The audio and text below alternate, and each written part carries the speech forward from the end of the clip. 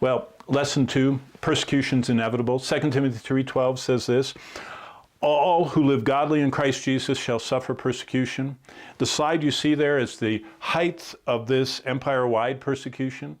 They would take them, they would hunt them down, the Christians, they would feed them to the wild beasts, some of them crucified, some of them burnt at the stake. But let me tell you about one, the next slide, one of the sufferings. Revelation chapter 2, verse 10. Let me illustrate what happened in Smyrna from history. It says, do not fear any of these things. Be faithful until death, and I'll give you the crown of life. On the slide, what you see are the archways going into the forum area. Do you remember way back, a few slides back, I showed you a big yellow circle around the heart of Izmir, which I said was first century Smyrna? This is what was in that circle. What you can see on that slide are the archways, which all the citizens of Smyrna had to line up and walk through that archway with the city clerk, the Roman legionnaires standing, and a little table. And this is all they did. On the table, the emperor said, and this was in this middle level of persecution, the emperor said, I want you to have every citizen of Rome that lives in Smyrna to walk through those archways, come up, and there's a bowl with incense. Reach in with 2 fingers and get a little bit of incense between your fingers. Sprinkle it over a flame of a lamp that was burning next to the clerk.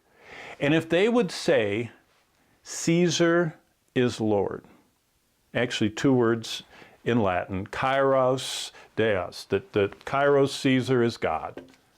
Say 2 words as you sprinkle your incense, and you were safe for 1 year. Well, they lined up the town, and people started standing in that line, and it was announced to them that if they didn't do that, they would take them into the forum, and they would be burned at the stake alive, executed, martyred, horrifically tortured. You know what people began to think?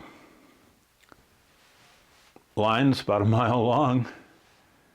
Nobody's here except the clerk and that soldier. No one will ever know. Caesar is Lord. And they got off for another year. Until Polycarp, the 86-year-old pastor of the church at Smyrna, got into the line, and he looked down at the incense and looked at the flame, and he looked at the clerk, and he looked at the soldier, and he said, 86 years have I lived, and I have followed Christ all my days. How could I deny him now?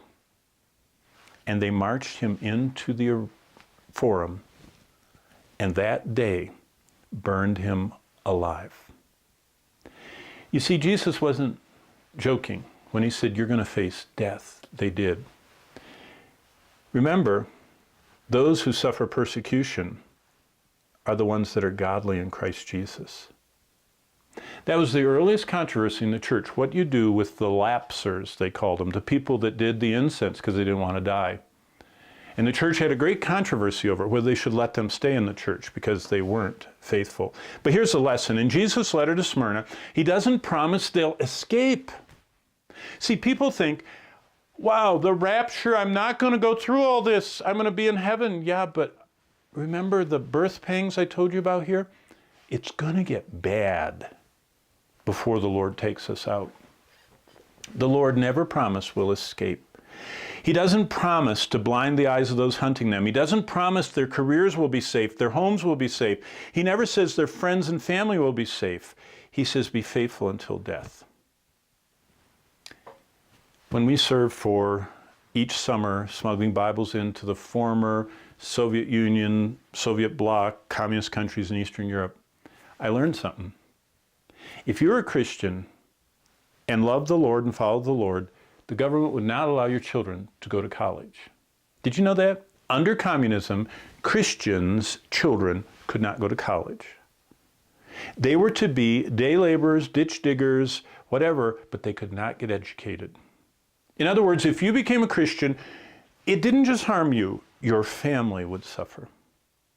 You know what, in America today, People will sacrifice anything for their kids to get ahead. They are not willing to suffer. And so their children become less and less reflective of Christ, because they skip church for their activities and their sports and their academics and their art pursuits, and they gradually get comfortable around sin, infected with sin, and acting like they're not even believers.